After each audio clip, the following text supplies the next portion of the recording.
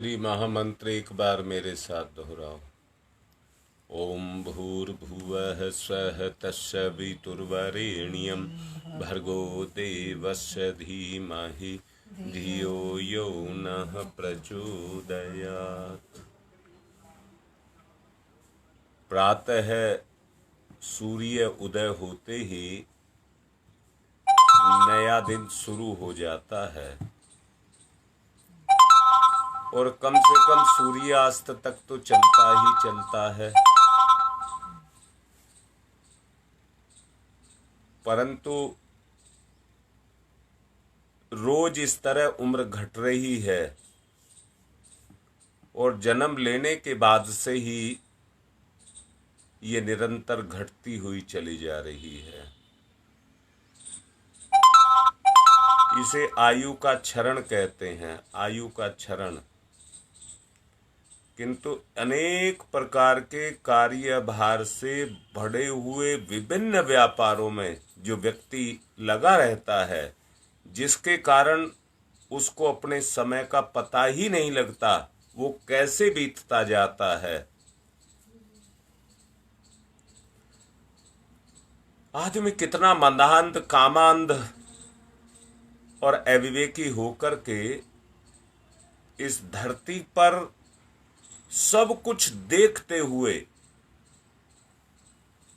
अपनी आंखों से मोह और संसार के प्रमाद में लिप्त हुआ, हर घड़ी एकांत में बैठ करके इतना भी नहीं सोचता कि जो कुछ चल रहा है वो मेरी आंखों के सामने है।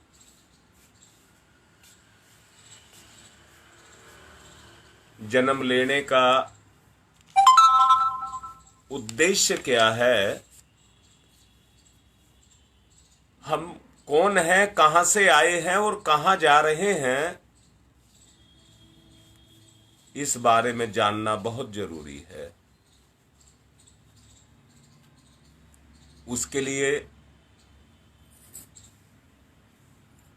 एक बात मैं कहना चाहूंगा। प्रकृति का एक प्रवाह है, वो प्रवाहित हो रहा है। मनुष्य भी उस प्रवाह में चल रहा है, इंद्रियां भी उसी से पैदा हुई हैं। इंद्रियां अपने रस को ले रही हैं और हमें भी उनमें सुख मिल रहा है। ये स्थिति अनंत काल से चली आ रही है।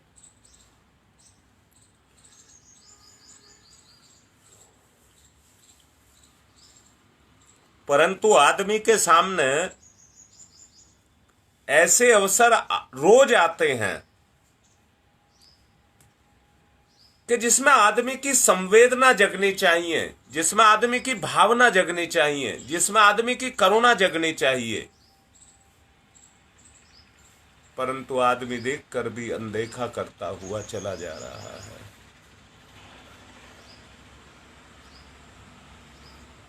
योग का मतलब ही जुड़ना है। जब आप पापों को देखते हैं, दुष्कर्मों को देखते हैं, तो उनको देख करके कर्मफल का सिद्धांत समझ नहीं आता क्या? परंतु देख करके वही समझ पाएगा जिसके पास विवेक है। जो कामांध नहीं है उसको तभी ही समझ आएगा। मैंने कहा सूर्य सवेरे उदय होता है, हम भी जग जाते हैं और दिन कैसे कट जाता है पता नहीं लगता, काम में लगे रहते हैं।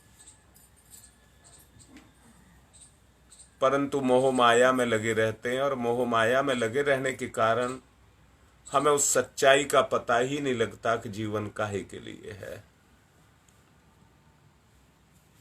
ऐसे ही हम अपने समय को काटते रहते हैं। मनुष्य के जीवन में ये विस्मृति कहलाती है, वह सब असत्य के संग से पैदा हुई है, ढल गया है। उस प्रवाह में ये जीव ढल गया है, और ढल जाने के कारण, भेद ना कर पाने के कारण उसी को सही मान रहा है।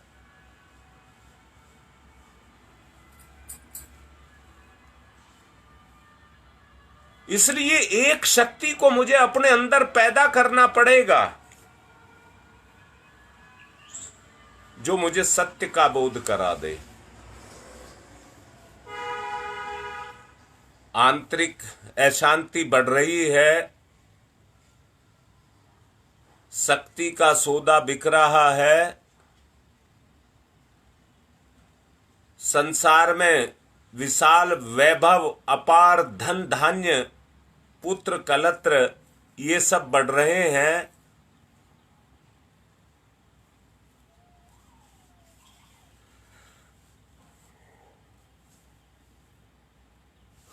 परंतु योग हो रहा है क्या? योग का मतलब बहुत बार बताया जा चुका है, अपनी चेतना को परमात्म चेतना के साथ जोड़ देना। गांठ बांध लीजिए इस बात की। अपनी चेतना को परमात्म चेतना के साथ जोड़ देना। जैसे अभी कहा था, आपकी आंखों के सामने समाज इतने कष्टों को उठा रहा है, परंतु हमें कोई फर्क नहीं पड़ता। इसको योग नहीं कहते। योग साधना में कई बार शारीरिक मानसिक क्रिया कृत्यों को अपनाना पड़ता है। उनका उद्देश्य आत्म चेतना का परमात्म चेतना के साथ जोड़ देना, उस मन स्थिति को पैदा कर देना। इसी को योग कहते हैं। ये ध्यान में रख करके चलना भाई। क्या ध्यान में रख करके चलना? लक्ष्य की पूर्ति। पिछले 2 दिन से कह रहा हूं, लक्ष्य की पूर्ति अगर आपको करनी है तो तभी संभव है जब चेतनात्मक परिष्कार हो। चेतनात्मक परिष्कार हो तभी ये चेतना परमात्म चेतना के साथ जुड़ पाएगी। यानी कि एक बंधन लग गया। क्या बंधन लग गया? पहले अपनी चेतना परिष्कृत हो। बड़ा व्यवहारिक योग बता रहा हूं। आप रोज का अपना जीवन जीते हैं, परंतु उसे आत्म परिष्कार के लिए जीजिए।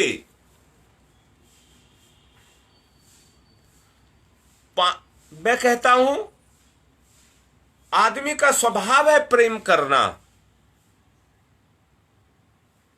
ईमानदार होकर के देखना, कहीं उस प्रेम के पीछे वासना, कामना, भोगविलास या कोई अन्य सुख तो नहीं छुपा हुआ।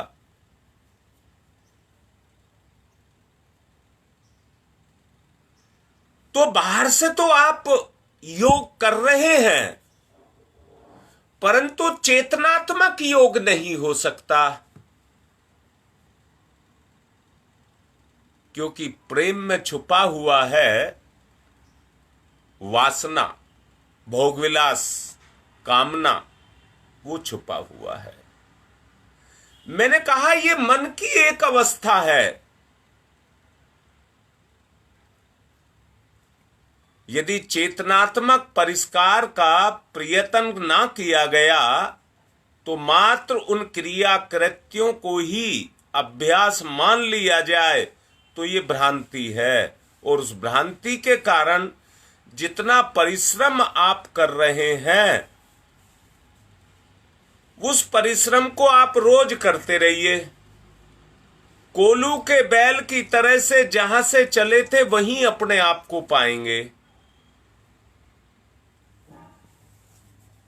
अगर वो स्तर, जो मानसिक स्तर आपसे कहा, वो आपका नहीं बढ़ा, और उस स्तर को बढ़ाने के लिए पूरे दिन आपके रिश्ते समाज के साथ जुड़े रहते हैं। मैंने ये नहीं कहा है कि किसी पर दया आती है तो उसे अपना धन दे दीजिए, ये नहीं कहा है। पर दुनिया में देख करके ये तो भाव तो जगाइए। बेचारा सताया गया, वो करुणा आपकी उमड़े, अंदर से करुणा उमड़े। अगर वो गुण पैदा हो गया तो आपका अचेतन मन क्रियाशील हो गया। शारीरिक श्रम में योग के अंदर पतंजलि ने जो आधार दिए हैं, आसन, प्राणायाम, बंद मुद्रा, व्रत, मौन, नेति, धोती, वस्ती, न्योली, कपाली, भूमि सहन, सर्दी गर्मी का सहना, कीर्तन करना, ये सब उपचार हैं अपनी चेतना को परिष्कृत करने के। अपनी चेतना को परिष्कृत करने के उपचार हैं, परंतु इनका उद्देश्य सत स्थापना है। किस चीज की? पवित्रता की। पवित्रता की, ताकि मल से भरा हुआ, लदा हुआ व्यक्ति आत्मिक प्रगति को मंजिल तक लेकर के जाए, उस अपनी मंजिल तक लेकर के जाए। इसी प्रकार मानसिक उपासनाओं में जप, ध्यान, नाद, एकाग्रता और तन्मयता, स्वाध्याय, सत्संग, ये सब चीज भी आते हैं। इनका भी आश्रय लिया जा सकता है। चेतना की दिशा और प्रेरणा देने के लिए ये काम किए जाते हैं। चेतना को दिशा और प्रेरणा देने के लिए ये काम किए जाते हैं, ताकि चेतना उस दिशा में जा सके। जीव समीपता को परब्रह्म असीमता में घुला देने के लिए ये आवश्यक है कि प्रकाश एवं प्रशिक्षण हमें मिल सके। लक्ष्य विहीन साधना मनोरंजक हो सकती है, परंतु उसमें भटकाव है। शारीरिक मानसिक क्रिया कृत्यों को योगाभ्यास के आधार पर मानना पर्याप्त है, मैं मना नहीं कर रहा, परंतु वो पर्याप्त नहीं है। ये दोनों काम अगर कोई आदमी जादुई मान ले और उसमें अपनी प्रवीणता मिल जाए, किसमें? शारीरिक और मानसिक कहा है। शरीर से योग आसन कर ले, परंतु ना, सत्य ये नहीं है कि शरीर से, मन से आपने कुछ काम कर लिए जो अभी आपको बताए गए। शरीर से आसन, प्राणायाम, ध्यान, प्राणायाम, मुद्रा, बंद, न्योली, धोती, कपाली, वस्ती, ये सारे काम आप कर लीजिए। मैं कह रहा हूं ये आपको आ गए और सद गए, इस बात से मना नहीं कर रहा। दूसरा मानसिक कृत्य है, ध्यान है, नाद है, एकाग्रता है, तन्मयता है, स्वाध्याय है, ये भी आप कर लीजिए। हो जाएंगे, हो जाएंगे, परंतु इसको योग मत कह देना। ना ना ना ना, इसको योग मत कह देना। योग इससे भी ऊंची चीज है। लक्ष्य विहीन साधना मनोरंजनों को भटकाव हो सकती है। इसलिए भ्रांति में नहीं भटकना है। एक व्यक्ति दूसरे तक अपने मनोभावों को पहुंचाने के लिए कागज और कलम का प्रयोग करता है, परंतु सच्चाई ये बताओ, अगर कागज पर पेन को फिरा करके उल्टी सीधी लकीरें खींच दे उस पर, तो क्या योग हो गया? योग का जो वास्तविक उद्देश्य है वो पूर्ण नहीं होगा। अगर उस उद्देश्य को पूर्ण करना चाहते हैं तो कागज पर कलम से भाव उकरे जो विचारों के अंदर छुपे होंगे। कागज तो विचारों को ग्रहण करेगा, परंतु आपकी चेतना उन भावों को उसमें पिरो दे कि जब उस विचार को लिया जाए तो उसके साथ भाव भी अपने अंदर समाहित हो जाए, भाव भी अपने अंदर समाहित हो जाए। वरना किताबों में कितने शास्त्र लिखे हुए हैं, अध्ययन करने वाले अध्ययन भी करते हैं। रामायण है, गीता है, इनके रोज अध्ययन होते हैं, परंतु मुझे बताओ उनके लाभ कितने होते हैं, बदलाव कितने आए? जो बदलाव आएगा वो भावनात्मक स्तर पर बदलाव आएगा। अभी मैंने कहा था, बड़ा व्यवहारिक बात आपसे कह रहा हूं, आप आज का अपना जीवन जीजिए, पर उस जीवन में आपकी आत्मीयता रहे। व्यक्ति के साथ, जीव के साथ जो आपके संबंध जुड़े वो आत्मीय संबंध हों। अगर आत्मीय संबंध हुए तो भाव उभरेगा, भाव उभरेगा, वरना आज का जो व्यवहारिक जीवन हम जी रहे हैं, एक दिन आपकी जिंदगी का वैसे ही जीते हुए कम हो जाएगा, उसका कोई लाभ आपको नहीं होगा। इसको लक्ष्य विहीन जीवन कहेंगे। योगी लोग एक काम और भी करते हैं, ध्यान देना, वो अपनी, जिसको चित्तवृत्तियों का निरोध कहते हैं, निरोध,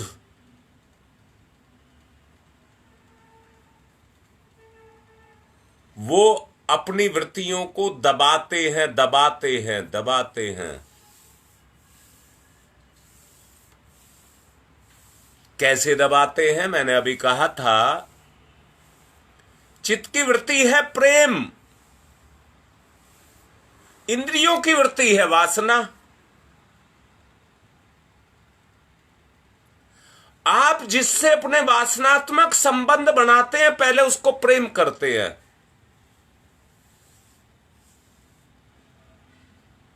आप प्रेम तो कर रहे हैं,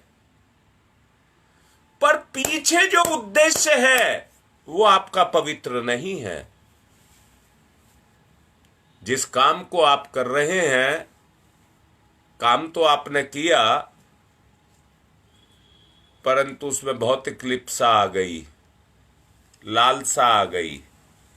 कार्य जो किया गया वो उसकी पूर्ति के लिए, सुखद पूर्ति के लिए किया गया। इन्हीं की इच्छा हमारे अंदर पैदा रहती है और उन्हीं में हम निरत भी रहते हैं। यानी स्वभाव नीचे की ओर गिरता है, हमको गिरता है। जैसे पानी का स्वभाव है नीचे की तरफ जाना, वैसे ही हमारी मानसिक वृत्ति अगर वासनात्मक, भोगात्मक संबंधों की हो गई है, तो बाहर से चाहे हम कितनी ही साधनाएं कर लें, पर आंतरिक जीवन को उनका कोई लाभ नहीं मिलेगा। मैंने कहा था आदमी का एक लक्ष्य है अपनी चित्त वृत्तियों का निरोध करना, जिसको पतंजलि ने योग कहा है। उनका तात्पर्य एकाग्रता से होता है। एकाग्र होना ही उसकी दृष्टि में योगाभ्यास की सफलता मानी जाती है। उनका ना होना असफलता है। ये भ्रम है। एकाग्रता एक चीज है, परंतु एकाग्रता का अपना महत्व और अपना लाभ है। उनका औचित्य और उपयोग समझा जाना चाहिए। एकाग्रता को ही योग का, उपासना का आधार मान बैठना गलत है। एकाग्रता भी एक स्तर है। मैस्मोरिज्म और हिप्नोटिज्म, उसमें एकाग्रता ही का ही प्रयोग किया जाता है और देव प्रतिमाओं के समक्ष उसकी पूजा, आरती, स्तुति ये सब करते हुए एकाग्रता का पाठ पढ़ा जाता है। पर पीछे बढ़ती हुई उस मन स्थिति को, जो अभी आपको कहा गया, जो हमारे स्वभाव के अंदर छुपी हुई है, उस मन स्थिति का आप क्या करेंगे? एकाग्रता देव प्रतिमाओं के समक्ष उनकी पूजा आरती में जो किया जाता है, अगर वहां पर क्रिया के साथ हमारी मानसिक एकाग्रता आकर के जुड़ती है और उसी पूजा कृत्य के अंदर जो हम वस्तुओं का भगवान को चढ़ावा कर रहे हैं, अगर उनके अंदर हमारे भाव पैदा हो जाए और भाव लग जाए उस क्रिया कृत्य में, तो वो चित्तवृत्ति निरोध हो जाएगा। एकाग्रता का ये स्तर है। पीछे बढ़ते बढ़ते इस स्थिति तक पहुंच जाएं जिसमें तन्मयता और समाधि पैदा होने लगे। विचार शून्यता आदि का नाम लिया जा सकता है, परंतु ना अंतिम परिणाम वो नहीं है। अंतिम परिणाम आपका भाव है। भाव, काम में मन लगाओ, काम में मन लगाओ, क्योंकि कर्म का परिणाम है।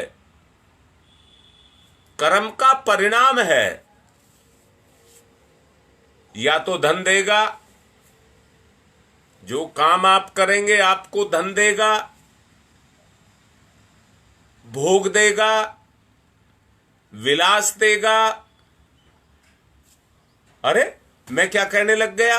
मैं ये कह रहा हूं आप भगवान का ही काम करिए अपने हाथ से,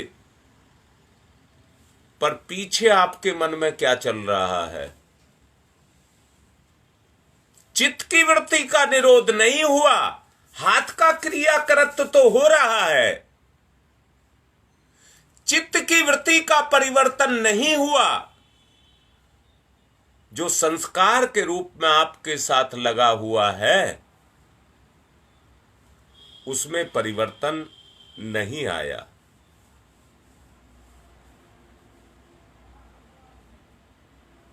जिसको समाधि की स्थिति तक जाना है,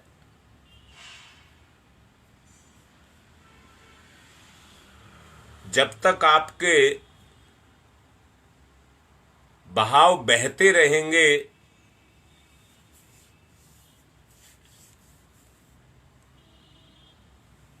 उनमें ऊंचाई की तरफ बढ़ पड़ना नहीं आएगा, ऊपर उठने का गुण पैदा नहीं होगा, तब तक वो क्रिया कृत्य तो होते रहेंगे। जप आप करते हैं, परंतु क्या आपकी चेतना ऊंचा उठने के लिए उस प्रकाश के साथ जाकर के जुड़ी जो आपको ऊंचा उठा दे? तो अभ्यास कैसे होगा? काम में मन लगाओ, ये एक गुण है। प्रयोग दैनिक जीवन में, क्रिया में करते रहना चाहिए। श्रम और मनोयोग का मिश्रण बना करके हमें उसे कर्म में लगाना चाहिए। आलस्य प्रमाद से उत्पन्न होने वाली हानियों को समझा जाना चाहिए। पहचान बता रहा हूं, ध्यान से सुन लेना। जैसे जैसे आपका योग होने लग जाएगा, अभी मैं प्रवचन कर रहा हूं, मेरे अंदर अगर तेज है, अंदर से आंख बंद होने को आ रही है, आलस आ रहा है, और ये सोच रहा हूं कब 40 मिनट पूरे हों और इसे बंद करके और सो जाऊं, तो चेतना तो ईश्वर में काम कर रही है, परंतु बुराई का जो वासना कहा, तृष्णा कहा, भोग विलास कहा, उसका प्रभाव प्रमाद के रूप में हमारी चेतना पर अपने काम को करता है, और हमारी चेतना में एक ताजगी, स्फूर्ति, एक चमक वो पैदा नहीं हो पाई। याद रखना, जब ध्यान, बंद, मुद्रा, समाधि तक जो आप जाते हैं, वो तभी सार्थक होगी जब चेतना पर चढ़े हुए प्रमाद उसके ऊपर से हट जाएं, तभी आपका योग होगा। वरना ये आपकी कमजोरियां आपके योग को होने ही नहीं देंगी। मैंने अभी कहा था, कोल्हू के बैल का उदाहरण दिया था। सारी जिंदगी आप इन कामों को करने में लगे रहेंगे, परंतु उस उद्देश्य को जिसको आप पूर्ण करना चाहते हैं, उस उद्देश्य को आप कभी भी पूर्ण नहीं कर पाएंगे। अगर उद्देश्य को पूर्ण करना है तो सबसे पहले चेतनात्मक परिष्कार बहुत जरूरी है। अपने काम को पूरी तत्परता, दिलचस्पी के साथ जो करता है, अभ्यास के रूप में करता है, स्वभाव में वो आता चला जाता है। सच को देखो, आप भजन करते हैं, आप संगीत गाते हैं, अरे किताब उठा करके तो कोई भी गा देगा, बेसुरा गा देगा, इतनी तो बात है। जैसा उसे आएगा वैसा गा देगा ना, वो योग नहीं हुआ। गा देना योग नहीं हुआ। जब हृदय से फूट करके स्वर लहरी निकले, हृदय से फूट करके स्वर लहरी निकले, और निकलेगी, ये भी साथ बोल रहा हूं, संशय में मत रह जाना।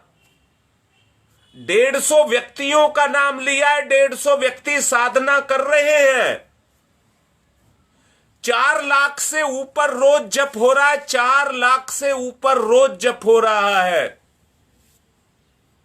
परिणाम जरूर आएगा। बस एक ही बात कह रहा हूं, जो कह रहा हूं उसको तोल लेना। छोटे छोटे परिवर्तन रोज लेकर के कुछ ना कुछ, ये प्रवचन मत कहना, छोटे छोटे प्रवचन, छोटे छोटे क्रिया कृत्य आपके लिए लेकर के आता हूं। जैसे आज कहा, कोई किसी को सता रहा है और आप पर दया नहीं आई, मैं नहीं कह रहा आप उलझिए उससे जा करके, ये नहीं मैंने कहा है, परंतु देख करके आपको रहम जरूर आना चाहिए।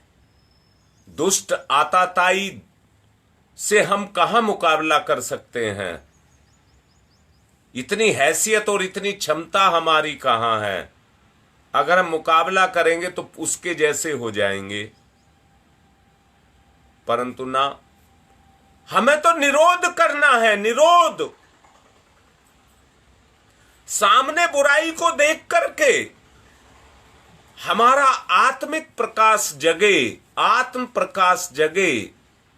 हम करुणा करें, हम दया करें, हम रहम की भीख मांगे,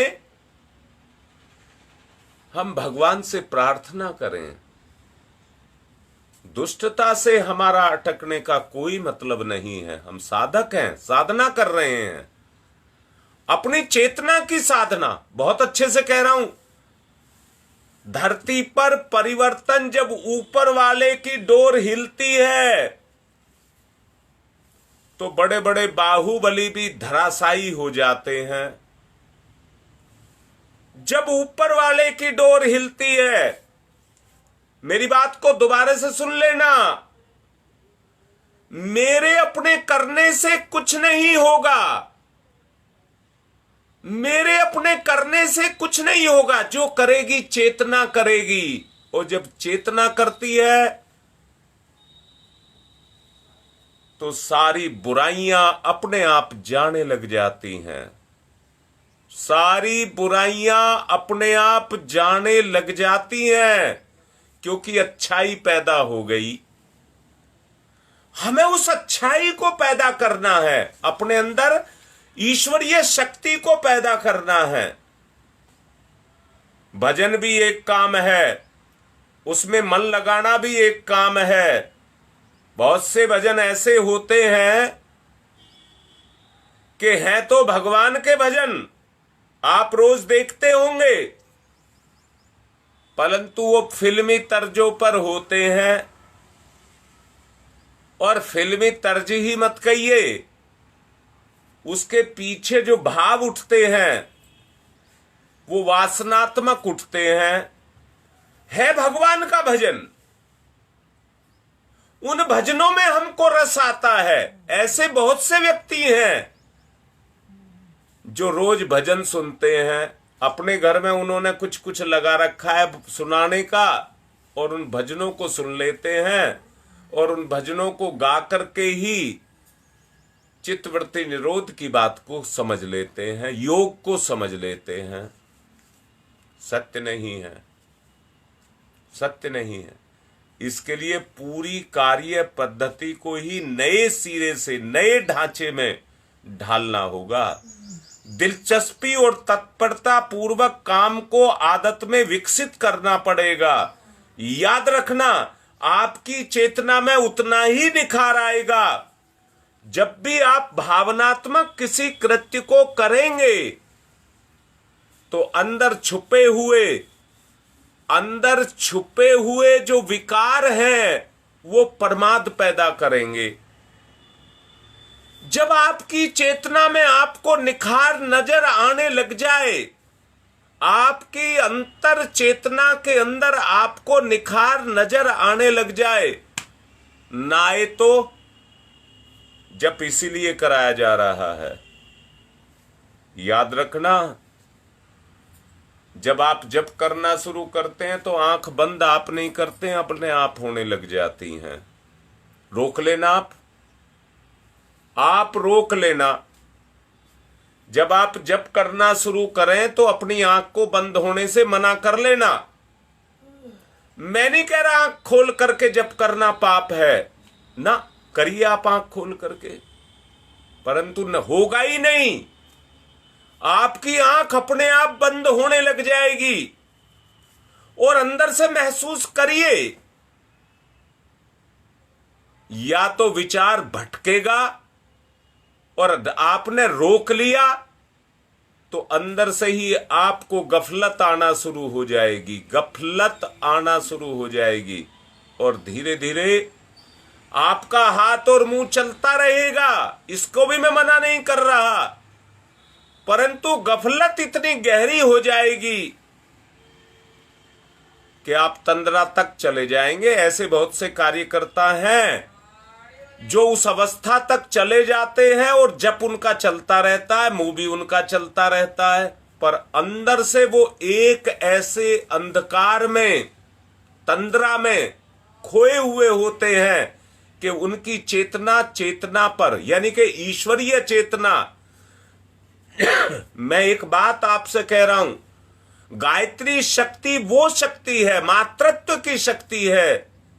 जैसे ही आप उसका सहारा लेंगे, पहले मंत्र में पहले शब्द से ही वो आपकी चेतना पर काम करना शुरू कर देती है। इसका ये वैज्ञानिक पक्ष है, इसके भाव पक्ष को हमको जगाना है। जब वो हमारी चेतना पर काम करना शुरू करती है तो वो हमारे भाव को सुला देती है। इसलिए मैं आपसे कह रहा हूं, अपनी रगड़ाई करो। आपकी चेतना में निखार आने का प्रमाण यही है कि आपके ऊपर ताजगी आ जाए, प्रमाद खत्म हो जाए।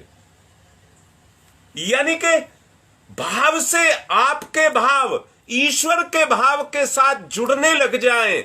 मैंने कहा है, जैसे ही गायत्री मंत्र को आप दोहराना शुरू करेंगे, वैसे ही वो ईश्वरीय चेतना जिसको गायत्री शक्ति कहते हैं, वो आपकी चेतना पर काम करना शुरू करेगी। और जैसे ही करना शुरू हो जाए, वैसे ही चेतना का चेतना में विलय होना शुरू हो जाए। जैसे जैसे आपकी दिलचस्पी और तत्परता जगेगी, आदत आपकी विकसित होगी, उस दिशा में जितनी चेष्टा होगी उसी अनुपात में आपका मन लगेगा। साथ ही भजन में भी और हर काम में उपेक्षा उदासी बढ़ती जाए तो मात्र भजन मन गाने की अपेक्षा रखते हुए भी निराशा ही हाथ लगेगी, फायदा कुछ नहीं होगा, फायदा कुछ नहीं होगा। एकाग्रता की स्थिति समय साध्य है, इसके लिए धैर्य और प्रयत्न पूर्वक उस समय तक अभ्यास करते रहने की आवश्यकता होगी, उस स्थिति तक जाने की आवश्यकता होगी। अगर आपने किया तो उसमें कोई हर्ज नहीं है। जितना समझा जाता है आत्मिक प्रगति के लिए मन की दिशा में धारा बदल देने की आवश्यकता है, उतने भर से चित्तवृत्तियों का निरोध अवश्य पूरा होने लगेगा, अवश्य पूरा होने लगेगा। प्रेय की लिप्सा, श्रेय की आकांक्षा में बदलती रहती है। देखिए, अंदर से देखिए, हर आदमी किसी ना किसी चीज को प्यार करता है। लोभी पैसे से प्यार करता है। जब माला जपना शुरू होता है तो करोड़पति अरबपति बनना शुरू हो जाता है। ये गायत्री शक्ति का प्रभाव है। अब तो आवश्यकता एक बात की है कि भाव को जोड़ा जाए, पेट प्रजनन तक सीमित ना रह जाए, पशु स्तर के जीवन को ना जिया जाए, आत्मा को परमात्मा के स्तर तक विकसित किया जाए, देव स्तरीय प्रवृत्ति को प्रवेश अपने अंदर कराया जाए। आकांक्षाएं बदल जाने से में मन की विचारना और शरीर की कार्य पद्धति में कायाकल्प जितना परिवर्तन आना चाहिए। सार्थकता विश्वास से है। मैंने कल भी कहा था, अगर विश्वास को क्रियाशील करना है तो आत्मबल चाहिए। मुझे बताओ, निराशा की घड़ी में आपका कौन हितैषी होगा? खीज, निराशा, हे स्थिति, उसमें आपका कोई और साथी नहीं होगा। अगर आपका आत्मबल जगा हुआ है, संकल्प बल आपका जगा हुआ है, तो कोई चीज आपको पछाड़ नहीं सकेगी,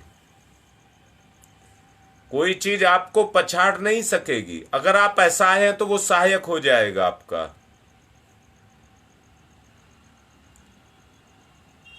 बगैर सहारे के, बगैर सहायता के यहां किसी का काम नहीं चल रहा। अगर काम को आपको चलाना है तो सहारा आपको लेना पड़ेगा। आत्मा को परमात्मा के साथ मिलाना है तो परमात्मा का सहारा लेना पड़ेगा। जब आप सहारा लेंगे, कहीं जाएंगे तो सड़क का सहारा लेना पड़ेगा। आपको कहीं पर जाना है तो सड़क का सहारा लेना पड़ेगा। अगर सड़क से जा रहे, वायु से जा रहे तो वायुयान का सहारा लेना पड़ेगा।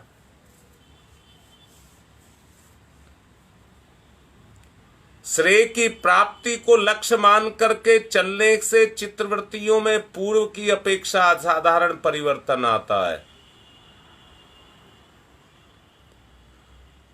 जो परिवर्तन आता है, निकृष्टता उत्कृष्टता की दिशा में उलट जाए, निकृष्टता उत्कृष्टता की दिशा में उलट जाए, ऊर्ध्वगमन आपका होने लग जाए तो कहना योग होने लग गया। यही चित्तवृत्ति निरोध है। पतोन्मुख पशुवृत्तियां जब उत्थान की दिशा में प्रवृत्तियों के रूप में चलने लग जाती हैं तो उस स्थिति को योग कहते हैं। गीता में योगी की गतिविधियों का जो स्वरूप बताया गया है, जब लोग जगते हैं तो योगी सोता है, और जब लोग सोते हैं तो योगी जगता है। ये रहस्य है इसके पीछे। लोक प्रवाह में पशुवृत्तियां होती हैं, इसलिए योगी सो जाता है, वो प्रवाह उसके अंदर ना चले। और जब सब सो जाते हैं तो योगी जगता है, अपनी साधना ही करता है, क्योंकि उसकी चित्तवृत्तियों पर उसका प्रभाव ना पड़े। इसलिए एकाग्रता का अभ्यास कर्म से है आपका चलना चाहिए। इसके लिए उतावली बरतने की, आतुरता बरतने की आवश्यकता नहीं है, प्रदर्शन करने की आवश्यकता नहीं है। सच्चाई के रास्ते पर चलने की आवश्यकता है।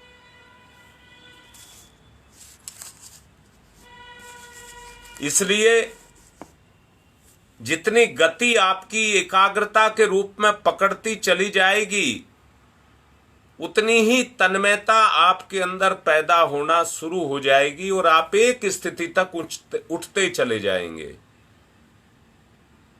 हजारों बार इस बात को मान लेना, पूर्ण एकाग्रता साधना काल में आरंभिक प्रक्रिया या आवश्यकता की दृष्टि से नहीं, उसके लिए ना तो ललायित होना है और ना खिन्न होना है, प्रयत्न करते रहना है। वही प्रयत्न ही पर्याप्त है। मीरा, सूर, चैतन्य, तुलसी, रामकृष्ण परमहंस और गुरुदेव, सबकी भाव स्थिति को देखिए। जब आप देखेंगे तो उस सच्चाई का आपको पता लगेगा। मैंने अभी कहा, जब योगी जगता है तो दुनिया सोती है, क्योंकि जो पशुवृत्तियां हैं वो उनके साथ जुड़ी हैं। अर्थात हमें सांसारिकता से अलग हट करके अपनी साधना को करना पड़ेगा। जब कर रहे हैं संसार मन में चल रहा है, वो योग नहीं होगा। आप गुरुदेव का साहित्य पढ़ रहे हैं और मन कहीं कहीं संसार में जा रहा है, तो आपने पढ़ लिया, औपचारिकता पूरी कर ली, उसका लाभ किसी को नहीं मिलेगा।